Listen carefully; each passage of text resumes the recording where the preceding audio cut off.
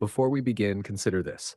What if the one word you've heard 1,000 times is the very key to changing your entire reality? What if the difference between wishing and receiving comes down to truly understanding a single instruction? There is a single word at the very center of this entire teaching, one word that holds within it everything, every technique, every practice, every promise this understanding has ever made. And most people use it constantly without ever grasping the full weight of what it actually means. The word is assume. We use it casually. I assume it will rain. I assume he meant well. I assume the meeting is still on. In ordinary speech, to assume something is to make a guess, a tentative supposition, a best estimate held loosely, ready to be revised the moment new information arrives. And this casual usage has quietly poisoned the way most people approach the most powerful instruction in this entire teaching. Because when they are told to assume their desire fulfilled, they bring all of that tentativeness with them. They make a guess, they form a hopeful supposition, they hold a loose, provisional, ready to be revised estimate that maybe, possibly, hopefully the thing they want might come, and then they wonder why nothing happens. It does not happen because a guess is not an assumption, not in the sense this teaching means. When this teaching says assume, it does not mean suppose. It does not mean hope. It does not mean try to believe.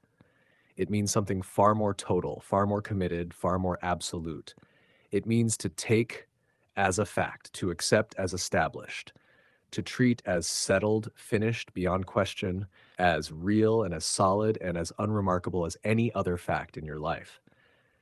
Tonight, I want to teach you what it actually means to assume something as a fact. Because when you understand this, really understand it, you will hold the key to everything. Let me begin by showing you what a fact actually is in the landscape of your own mind. Because you are surrounded by facts you never think about, and the way you hold them is the very thing you must learn to replicate. Consider something you know to be true about yourself: your name, the city you live in, the fact that you have two hands. Notice how you hold these facts. You do not hope they are true. You do not affirm them repeatedly each morning to convince yourself. You do not check the outer world anxiously for evidence that they remain true. You do not feel a flicker of doubt when someone questions them. You simply know them quietly, completely, without effort, without emotion, and without the slightest need for confirmation. That is what a fact feels like from the inside. It is not exciting. It is not charged with hope or desire. It is calm, settled, unremarkable. It sits in your mind not as something you are reaching for, but as something that simply is. So obviously, so completely, that it requires no maintenance at all. This is the quality you must bring to your desire, not the trembling hope of someone who wants something badly and is not sure they will get it, not the effortful affirmation of someone trying to convince themselves of something they do not quite believe, but the calm, settled, unremarkable knowing of someone for whom the thing is simply a fact, as obvious and unquestioned as their own name. When your desire occupies the same place in your mind as the fact of your own name, held with the same quiet certainty, the same absence of doubt, the same complete lack of need for confirmation, then you have assumed it as a fact. And an assumption held as a fact must externalize. It has no choice. That is the law. Now let me address the obvious objection, the one rising in your mind right now. But my name is actually true. The thing I desire is not true yet. How can I treat something as a fact when it plainly is not one? Isn't that just lying to myself? This is the question that stops most people, and the answer to it is the heart of the entire teaching. So I want you to follow this carefully. Your desire is not yet a fact in the outer world. That is true. But the outer world is not where facts are made. It is where they are displayed. The outer world is the screen, not the source. And by the time something appears on the screen, it has already been established at the source. Everything that has ever appeared in your physical world existed first as an inner reality. The chair you are sitting in was a fact in someone's mind before it was a fact in the room. The building you live in was complete in the architect's consciousness before a single stone was laid. The outer fact is always, without exception, the late arrival, the eventual physical echo of something that was already established within. So when you assume your desire as a fact, you are not lying. You are not pretending something false is true.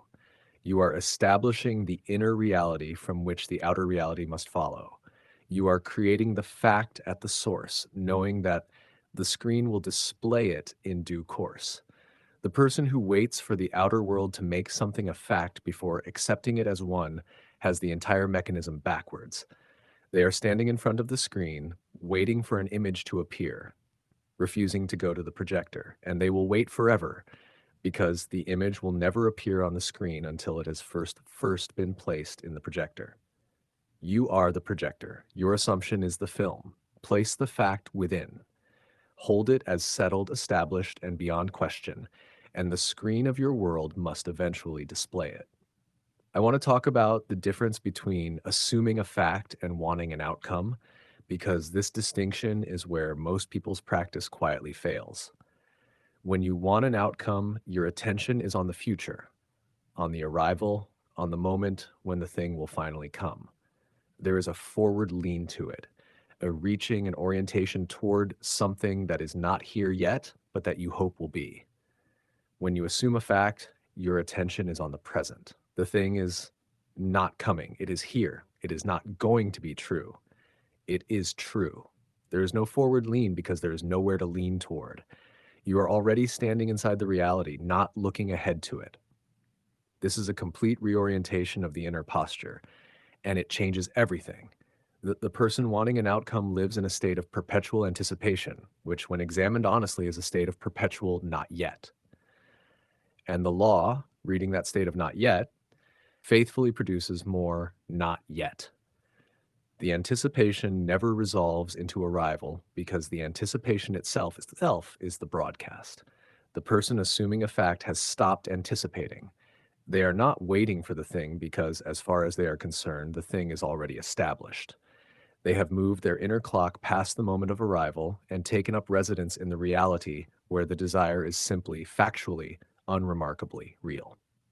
And the law reads that state, the state of already having, and faithfully produces its outer equivalent. Stop wanting the outcome. Start assuming the fact. The difference sounds subtle in words, but it is the difference between a practice that strains for years without result and a practice that quietly, naturally, and inevitably produces what it assumes.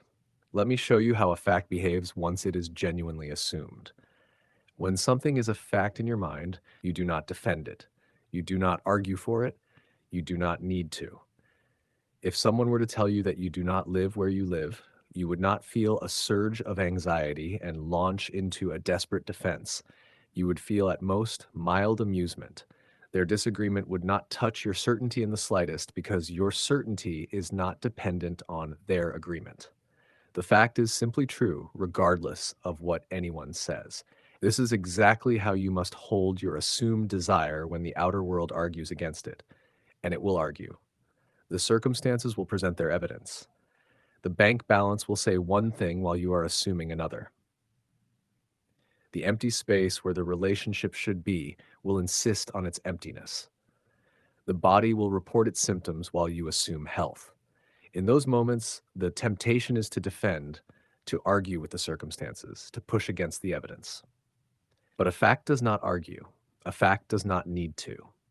The correct response to the outer world's disagreement is not desperate defense. It is the calm, almost amused non-engagement of someone whose certainty was never up for debate. Yes, the circumstances say that. How interesting. It does not change what is true. And then you simply return, without drama and without struggle, to the quiet, settled fact you have assumed. The circumstances are not evidence against your assumption. They are merely the old screen still displaying the old image, not yet updated to show the new fact you have established within. Hold your fact the way you hold your name. Let the outer world say what it will. I want to give you the practical heart of this, how you actually move an idea from the realm of hope into the realm of fact. It happens through a specific kind of repetition, but not the repetition most people practice. Most people repeat affirmations the way they might repeat a phrase they are trying to memorize but do not yet believe. I am wealthy. I am wealthy. I am wealthy. Said over and over with effort, while underneath the words, the old feeling of lack continues undisturbed. This kind of repetition does not establish a fact, it establishes a battle. The conscious words fighting the subconscious feeling, and the subconscious feeling always wins. The repetition that establishes a fact is different. It is not the repetition of words, it is the repetition of a feeling state, the repeated, gentle, unforced return to the felt reality of the thing already being true. You do not hammer the idea in, you soak in it. You return to the quiet feeling of it being so, again and again, lightly and naturally, until the feeling stops being something you generate and starts being something that is simply there. Until the inner sense of having stops requiring effort and becomes the resting state, until you would have to make an effort to feel its absence rather than its presence. That is the tipping point. That is the moment the assumption crosses from hope into fact. When the natural default condition of your mind is the quiet assumption of the thing as already so, then it has become a fact within you, and what is a fact within must become a fact without. Do not strain to believe. Soak gently in the feeling until belief is no longer necessary because the thing is simply, quietly, factually so. There is a moment I want to prepare you for because everyone who genuinely practices this will encounter it. It is the moment when the assumption becomes natural and you barely notice it happen. People expect the establishment of a fact to feel like a dramatic breakthrough, a surge of certainty, a blazing moment of conviction. Uh, but that is not how facts settle in. Facts settle in quietly. One day you simply notice that you have stopped wondering whether it will happen. You have stopped checking. You have stopped defending the assumption against doubt because the doubt has quietly stopped coming. The thing has become so settled, so taken for granted, so much a part of the furniture of your mind that you no longer think about it as a desire at all. It is just a fact about your life that happens not to have appeared yet. And here is the remarkable thing, that unremarkable, quiet, almost boring settledness. That is the state of power. That is the state from which manifestation becomes inevitable. Not dramatic conviction. Calm, settled, taken for granted certainty. When you notice that you have stopped caring whether it comes, not because you have given up, but because its arrival is no longer in question, you will know the fact has been established, and you will know that the outer world is simply doing the necessary work of catching up. Let me bring this home tonight. The instruction at the center of this teaching is not hope for it. It is not want it badly enough. It is not try very hard to believe. It is assume it as a fact. Take the thing you desire and place it in your mind, not as a wish, not as a goal, not as a hopeful possibility hanging out there in an uncertain future, but as a fact, as something already established, as real and as settled and as unremarkable as your own name, your own hands, the city you live in. Hold it the way you hold a fact, without defending it, without checking it, without anxiety, without force. Just the quiet, calm, complete acceptance of something that simply is. Let the outer world disagree. It is only the old screen not yet refreshed. Let the circumstances argue. A fact does not argue back. Return again and again, lightly and without strain, to the settled feeling of the thing already being true until that feeling becomes your resting state, your default, the natural condition of your mind. Then live from that fact. Move through your days as someone for whom it is already so. Make your decisions from it. Speak to yourself from it. Let it become the quiet, unremarkable, taken for granted ground beneath everything you do.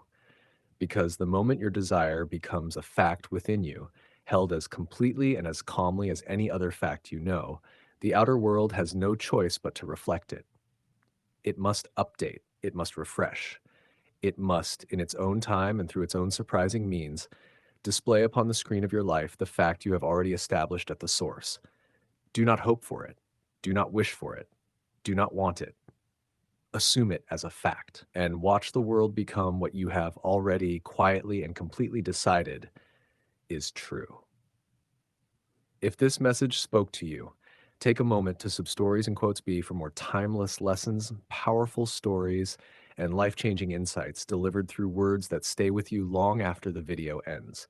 Remember, the reality you repeatedly accept within becomes the reality you eventually experience without. Until next time, keep assuming the best, keep believing in what is possible, and keep creating the life you have already chosen within.